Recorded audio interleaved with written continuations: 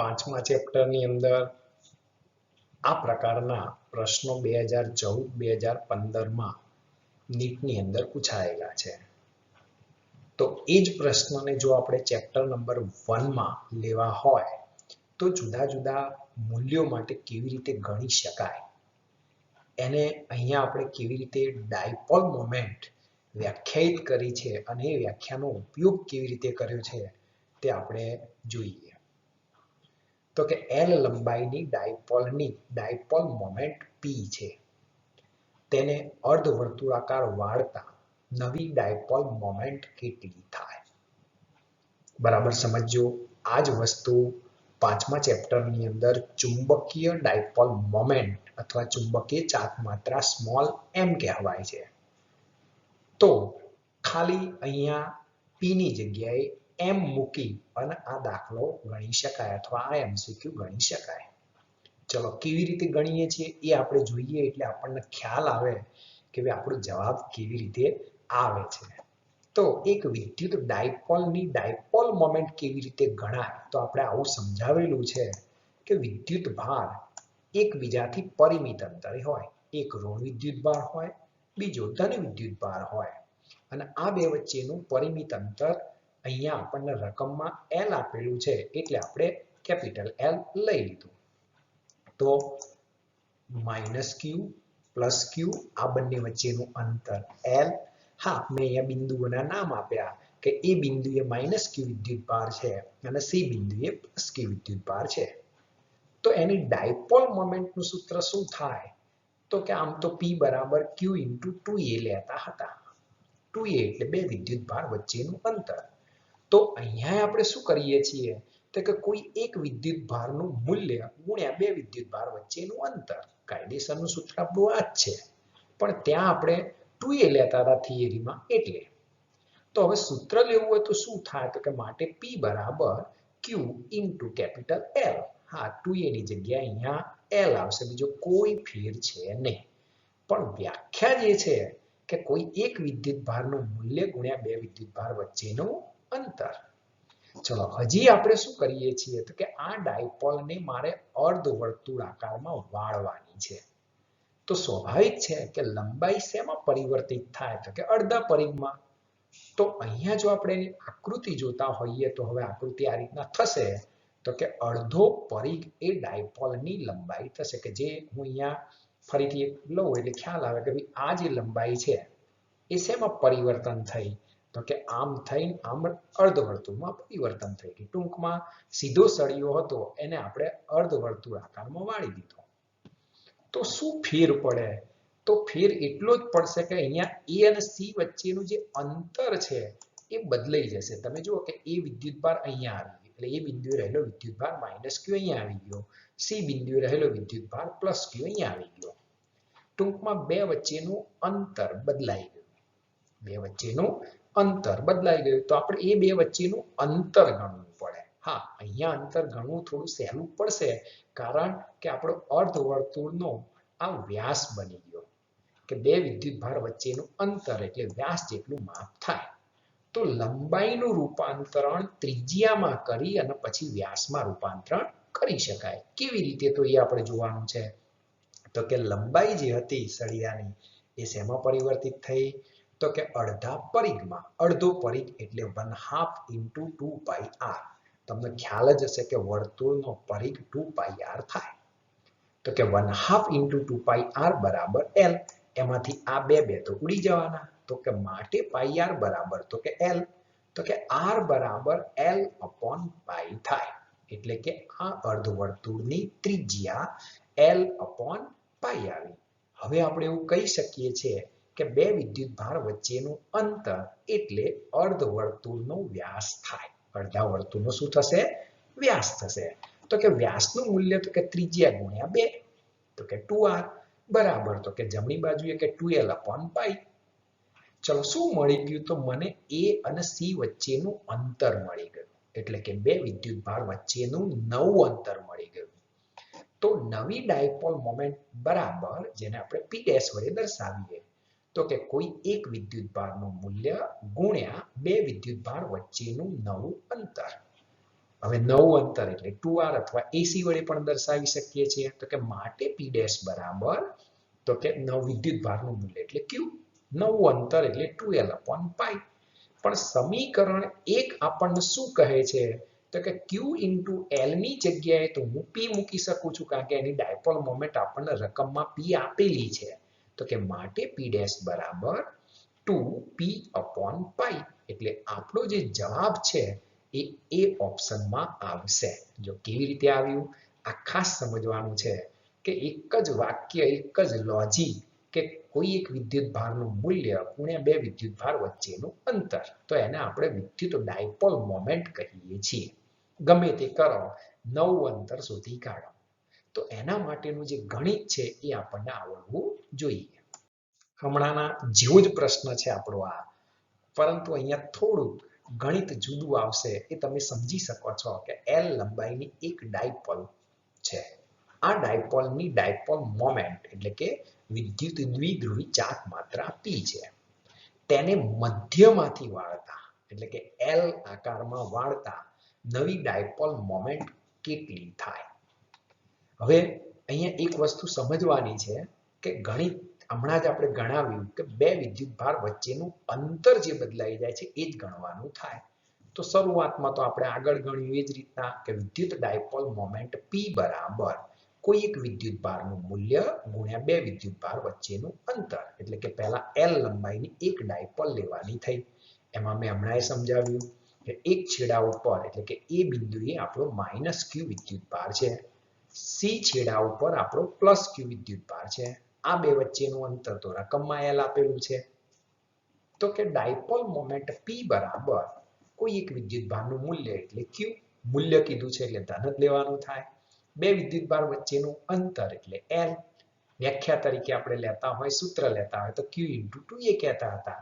પણ ત્યાં આપણે ડાયપોલ ને આપણે 2A વડે દર્શાવીએ છીએ એટલે કે બે વચ્ચેનું અંતર 2A વડે દર્શાવીએ છીએ. ચલો હવે એને આપણે શું કરવું છે તો કે આ તાર જે આમ સીધો હતો સમજજો બરાબર. અહીંયા મધ્ય બિંદુ અહીં લઈ લઉં તો આ બિંદુને આપણે B કહી દઈએ છીએ. આ બાજુ તો આપણું C છે જ. અહીંયા આપણો +Q વિદ્યુતભાર છે એટલે હું અહીંયા +Q વિદ્યુતભાર લખું છું બરાબર સમજજો. તો આ જે બિંદુ છે એટલે અહીંયા આપણે હું ફરીથી એક વિદ્યુતભાર થોડો મોટો બતાવું એટલે ખ્યાલ આવે. હવે શું કરું છું તો કે આ B થી A નું જે અંતર છે એને વાળી દઉં છું એટલે આમ લાવી દઉં છું. જો આ રીતના બરોબર. તો કે અહીંયા આપણો વિદ્યુતભાર આવી ગયો. બિંદુ કયું આવી ગયું તો કે A. વિદ્યુતભાર કયો છે ત્યાં A ઉપર તો કે -Q. એનો અર્થ એવો થયો કે A થી C વચ્ચેનું જે અંતર છે એ હવે જુદું થઈ ગયું. નવું અંતર શોધવું પડશે. તો આ તો સરસ વસ્તુ થઈ ગઈ કે કાટકોણ ત્રિકોણ બની ગયો. આ બાજુનું માપ તો કે L/2 થાય. કેવી રીતે તો કે મધ્યમાંથી વાળેલો છે એટલે A થી B સુધીનું અંતર. એવી રીતે B થી C સુધીનું અંતર પણ કે L/2 થાય. તો કેવી રીતે તો કે મધ્યમાંથી વાળેલો છે એટલે L લંબાઈના બે સરખા ભાગ થઈ ગયા. તો આ બિંદુ આપણને અહીંયા B મળ્યું. મારે શું જોઈએ છીએ તો કે બે વિદ્યુતભાર વચ્ચેનું નવું અંતર જોઈએ છીએ. તમે બરાબર સમજી ગયા હશો. એટલે આપણી જે આકૃતિ છે હવે એ આકૃતિને અહીંયા આપણે લઈએ એટલે આપણને ખ્યાલ આવે. તો અહીં પહેલું લખીએ કે હવે તેને કાટકોણ ત્રિકોણની જેમ વાળતા આ મધ્યમાંથી વાળીએ છીએ એ આપણે ખાસ ધ્યાન રાખવાનું છે. એટલે L/2 મારે જોઈએ છે A થી C વચ્ચેનું અંતર. રકમમાં આપણને કીધેલું છે જો હું એને અંડરલાઈન કરું એટલે તમને ખ્યાલ આવે કે તેને મધ્યમાંથી વાળતા નવી ડાયપોલ મોમેન્ટ. તો કર્ણનો વર્ગ બરાબર બાકીની બે બાજુના વર્ગોનો સરવાળો. માટે કર્ણ બરાબર આ કર્ણ અહીંયા કયો છે તો કે AC. કર્ણ એટલે કાટખૂણાની સામેની બાજુ. તો કે AC બરાબર વર્ગમૂળમાં AB² + BC². તો AC નું માપ L/2 છે. BC નું માપ પણ L/2 છે એટલે કે L/2² + L/2² બરાબર L²/4 + L²/4 ઇન રૂટની અંદર એટલે કે વર્ગમૂળની અંદર છે. તો કે માટે કર્ણ AC બરાબર તો કે વર્ગમૂળની અંદર 2L²/4 છેદ સમાન હોય તો અંશનો સીધો સરવાળો થાય. તો 2l²/4 હજી આપણે જાણીએ છીએ કે બે બે ઉડી જશે છેદની અંદરથી એટલે કે l²/2 વર્ગમૂળની અંદર. હવે વર્ગમૂળ કાઢવું હોય તો l નું તો નીકળી જવું છે કારણ કે સ્ક્વેર છે પણ 2 નો વર્ગ નથી એટલે વર્ગમૂળમાં 2 થાય. ટૂંકમાં કહીએ તો AC નું માપ l/√2 થયું. AC નું માપ l/√2 થાય. તો કે નવી ડાયપોલ મોમેન્ટ એટલે કે ચાકમાત્રા P' બરાબર કોઈ એક વિદ્યુતભારનું મૂલ્ય ગુણ્યા બે વિદ્યુતભાર વચ્ચેનું નવું અંતર. તો કે P' બરાબર આપણે કહી શકીએ છીએ કે વિદ્યુતભારનું મૂલ્ય એટલે Q ગુણ્યા બે વિદ્યુતભાર વચ્ચેનું અંતર એટલે AC. AC નું માપ તો l/√2 આપણે શોધી કાઢ્યું છે એટલે સીધું મેં અહીં લખી દીધું. હવે સમીકરણ 1 નો સહારો આપણે લેવો હોય તો લઈ શકીએ છીએ કેવી રીતે તો કે Q * L બરાબર તો P થાય કારણ કે આપણને રકમમાં P ના સ્વરૂપમાં રકમ આપી છે તો કે માટે P' બરાબર P/√2. તો કે આપણો જે જવાબ છે એ કયો થાય તો કે સી ઓપ્શનની અંદર આવશે. L લંબાઈની ડાયપોલની ડાયપોલ મોમેન્ટ P છે તેને વર્તુળાકાર ચાપમાં વાળતા કેન્દ્ર આગળ અંતરાતો ખૂણો 60° નો થાય તો નવી ડાયપોલ મોમેન્ટ કેટલી થાય? અહીંયા આમ જોવા જઈએ તો એની આકૃતિ આપણને રકમમાં આપેલી છે કે આ રીતની એક ડાયપોલ છે. અહીંયા હું કાળા કલરથી એવા લાઈન લઉં છું તો કે આ કેન્દ્ર બનાવું છે મારા ચાપ બનાવી મેં તો કે આ કેન્દ્ર આગળ અંતરાતો ખૂણો 60°નો છે. આ રીતની આપણી રકમની અંદર આકૃતિ આપેલી છે. હા આ કેન્દ્ર O લીધું કહેવાય. ચાપ આપણી કઈ તો કે આ લાલ કલરમાં છે એટલી છે. એમાં આ છેડે આપણે વિચારતા હોઈએ તો એક વિદ્યુતભાર હોય આ છેડે બીજો વિદ્યુતભાર હોય એટલે કે A અને C બિંદુ આપણે આપવા હોય તો આપી શકીએ છીએ. હા હવે કેવી રીતે ગણાય છે એ આપણે સમજીએ એટલે આપણે આકૃતિ ફરીથી લેવાની છે એટલે આપણે આપણી રીતે ફરીથી આકૃતિ પણ લઈશું એટલે આટલી આકૃતિ ચોપડીમાં આપેલી હોય છે. તો વિદ્યુત ડાયપોલ મોમેન્ટ P બરાબર કોઈ એક વિદ્યુતભારનું મૂલ્ય ગુણ્યા બે વિદ્યુતભાર વચ્ચેનું અંતર. હવે તો તમને એમ થઈ ગયું છે કે આ તો સર અમને આવડી ગયું હવે સૂત્ર. તો કે આ રીતની આપણી ડાયપોલ છે માટે P બરાબર Q * L સમીકરણ નંબર 1. હવે જે આકૃતિ છે એ ખાસ આપણી આકૃતિ આવી તો મેં હમણાં તમને કીધું કે અહીંયા -Q વિદ્યુતભાર હશે આ બાજુ ધારો કે +Q વિદ્યુતભાર હશે એટલે કે A અને C બિંદુએ વિદ્યુતભાર છે. કેન્દ્રથી અંતરાતો ખૂણો 60°નો છે એ આપેલો હોય.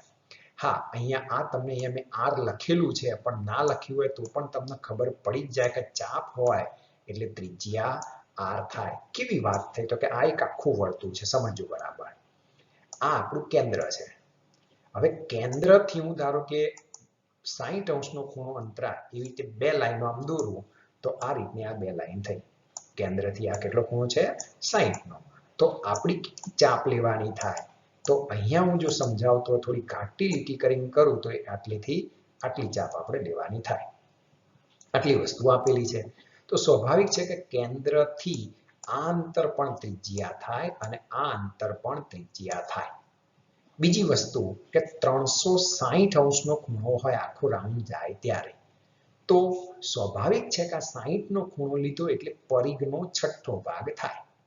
આ એક રીત છે. મેં અહીંયા બીજી રીતે થોડું ગણાવ્યું છે એટલે વિદ્યાર્થીને વધારે ખ્યાલ આવે કે ખરેખર આ કેવી રીતે ગણાયેલું છે. હા મારું એટલું વસ્તુ ધ્યાન લેવી છે કે અહીંયા તો આ વચ્ચે અહીંયા આમ લઉં આને જોડી દો આટલું ડાયરેક્ટ ભલે રાઉન્ડ શેપમાં છે પણ આપણે અહીંયા કાળા કલરથી જે દોરીએ છીએ આમ સીધું દોરીએ છીએ એટલા માટે કે એક સમબાજુ ત્રિકોણ રચાય છે અને એ સમબાજુ ત્રિકોણ રચાય એટલે દરેક બાજુનું માપ સરખું થાય એટલે R થાય. હા એના સિવાય બીજું પણ એક લોજિક છે એ હમણાં આપણે સમજાવીએ છીએ કે કેવી રીતે એ પણ બને છે. તો હવે અહીંયા આપણે જોતા હોઈએ તો 360°નો ખૂણો હોય તો ચાપની લંબાઈ 2πr કારણ કે આખો પરિઘ બનશે. હા અહીંયા જ્યારે 60 ના હોય ત્યારે પરિઘનો કેટલામો ભાગ છે ગણવો પડે એટલા માટે આપણે આ લોજિક લઈને ગણ્યું તો કે 60°નો ખૂણો અંતરાય તો ચાપની લંબાઈ કેટલી?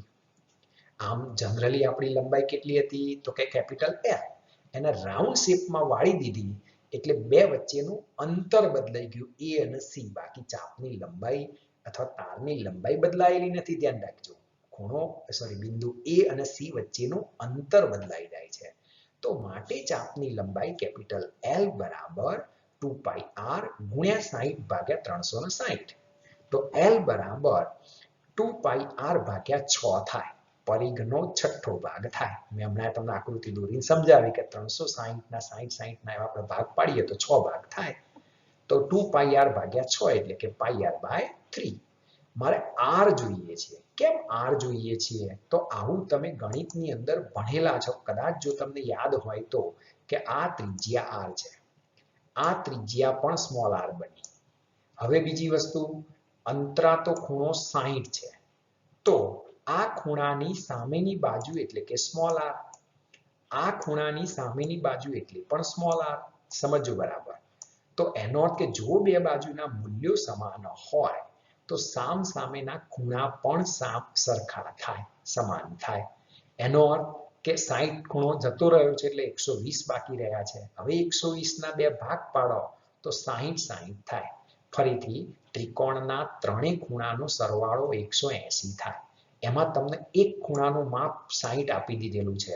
એટલે એનો અર્થ કે હવે બાકીના બે ખૂણાનો સરવાળો 120 બચ્યો.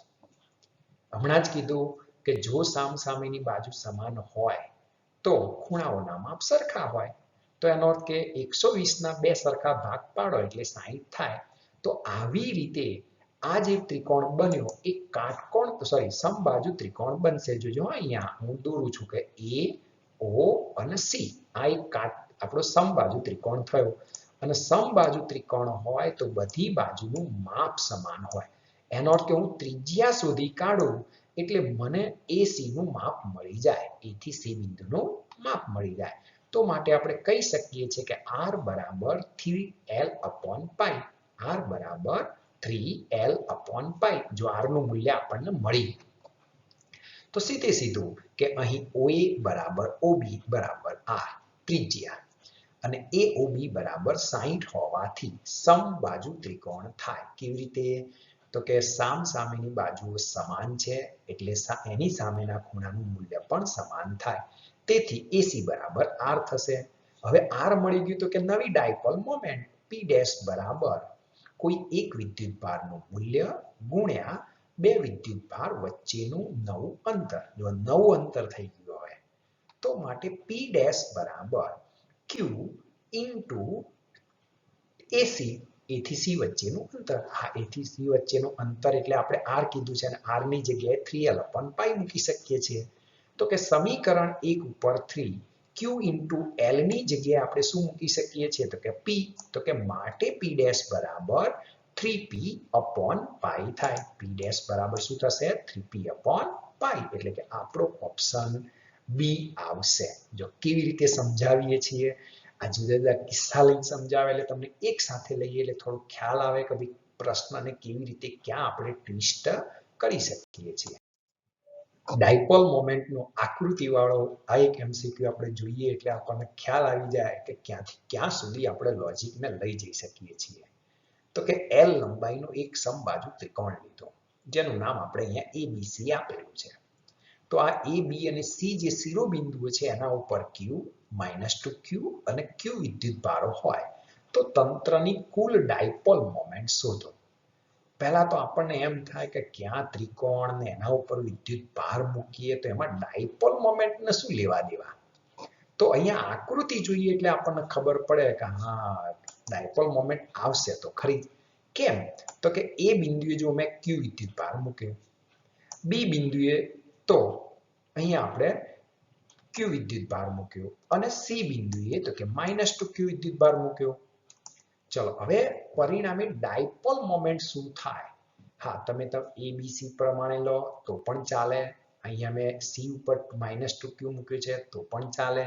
બરોબર? હું B બિંદુએ -2Q મૂકું તો પણ જવાબમાં કોઈ ફેર નહીં પડે. કેમ? તો હું તમને સમજાવીશ એટલે તમને ખ્યાલ આવશે કે ના બરાબર છે. હવે આપણે જોવાનું શું છે? તો કે ડાયપોલ ક્યાં બને છે? તો ડાયપોલની વ્યાખ્યા શું હતી? તો કે -Q અને +Q એકબીજાથી પરિમિત અંતરે રહેલા હોય. તો અહીં દેખાય છે કે ભાઈ L લંબાઈ છે, સ્મોલ l. તો કે -Q થી +Q તરફની જો દિશા લઉં તો આ પહેલી ડાયપોલ મોમેન્ટ બની કહેવાય, જેને હું P1 કહું છું. હા, સદિશ સ્વરૂપ લેવું પડશે એટલે ડાયપોલ મોમેન્ટ P1 આ દિશામાં બની. અહીંયા -2q એટલે જ લીધેલો છે કે હજી બીજો એક ઋણ વિદ્યુત ભાર છે અને એ આ તંત્રનો છે. તો આ ડાયપોલ મોમેન્ટ આપણી P2 બની, કારણ કે -q થી +q તરફ ડાયપોલ મોમેન્ટની દિશા હોય છે. બંનેની દિશા અલગ અલગ છે એટલે મેં સદિશ બતાવ્યા છે અલગ અલગ. જો એક જ દિશા હોત તો સીધો સરવાળો હું કરી શકાય. હવે આવે બે વચ્ચેનો ખૂણો. તો કે આ સમબાજુ ત્રિકોણ છે એટલે P1 અને P2 વચ્ચેનો ખૂણો આપણો 60 નો થાય. ધારો કે મેં બી બિંદુએ બતાવ્યું હોત તો તમે સમજી શકો છો કે આપણા ત્રિકોણમાં કેવી રીતે એરો આવત, કે B થી A તરફ અને B થી C તરફના એરો આવત. પણ ખૂણો તો 60 જ રહેવાનો હતો એટલે એમાં બીજો કોઈ બહુ મોટો ફેર પડતો નથી. તો અહીંયા બે વિદ્યુત ડાયપોલ રચાય છે. કેવી રીતે? તો આપણે C થી A તરફ અને C થી B તરફ. પણ ડાયપોલ મોમેન્ટની દિશા કેવી રીતે લઈએ છીએ? તો કે ઋણ વિદ્યુત ભારથી ધન વિદ્યુત ભાર તરફ હોય છે. તો P1 બરાબર કોઈ એક વિદ્યુત ભારનું મૂલ્ય ગુણ્યા બે વિદ્યુત ભાર વચ્ચેનું અંતર એટલે કે Q × L. બીજામાં એ જ થશે કારણ કે સમબાજુ ત્રિકોણ છે એટલે બધી બાજુનું માપ તો આપણે સ્મોલ l જ લેવાનું છે. પણ P1 અને P2 વચ્ચેનો ખૂણો તો કે 60° થાય. તો બે સદિશોની જો એક જ દિશા હોય તો સીધો સરવાળો P1 + P2 ડાયરેક્ટ. જો બે સદિશોની વિરુદ્ધ દિશા હોય તો બાદબાકી થાય, તો કે P1 - P2. જો અહીંયા વિરુદ્ધ દિશા આવી હોત તો ડાયપોલ મોમેન્ટ 0 થાત. પણ અહીંયા આપણે જાણીએ છીએ કે જુદી જુદી દિશા કહેવાય. એક આમ P1 કઈ દિશા છે અને P2 કઈ દિશા છે, એટલે કે બે વચ્ચેનો ખૂણો 60 છે. તો એના માટે આપણે સમાંતર બાજુ ચતુષ્કોણનો નિયમ વાપરીએ છીએ. તો કે કુલ ડાયપોલ મોમેન્ટ P બરાબર વર્ગમૂળમાં P1² + P2² + 2P1 P2 cos θ. તો cos θ તો 60 છે, cos 60 બરાબર 1/2. sin 30 એટલે 1/2 થાય અને cos 60 બરાબર 1/2 થાય. આગળ આપણે સમજાવેલું છે. sin 45 cos 45 1/√2 થાય. ચલો હજી આપણે જોઈએ તો કે માટે P બરાબર વર્ગમૂળની અંદર P1 ની કિંમત મૂકી એટલે કે Q × L નો હોલ સ્ક્વેર વત્તા Q × L નો હોલ સ્ક્વેર, P2 ની કિંમત પણ એ જ છે, વત્તા 2Q × L Q × L ગુણ્યા cos 60 ની કિંમત મૂકી 1/2. અહીંયા જોઈ શકીએ છીએ કે આ બે તો આપણે ઉડી જવાના. તો કે માટે P બરાબર વર્ગમૂળની અંદર QL નો હોલ સ્ક્વેર કોમન કાઢી લઈએ તો કે QL સ્ક્વેર અને રૂટ બહાર નીકળી જશે. તો કે 1 નો વર્ગ 1, બીજા 1 નો વર્ગ પણ 1 અને ત્રીજા 1 નો વર્ગ પણ 1 જ થશે. તો કે માટે P બરાબર સીધે સીધું કહી શકીએ કે √3 × QL. તો કે આપણો ઓપ્શન C ઓપ્શન થાય.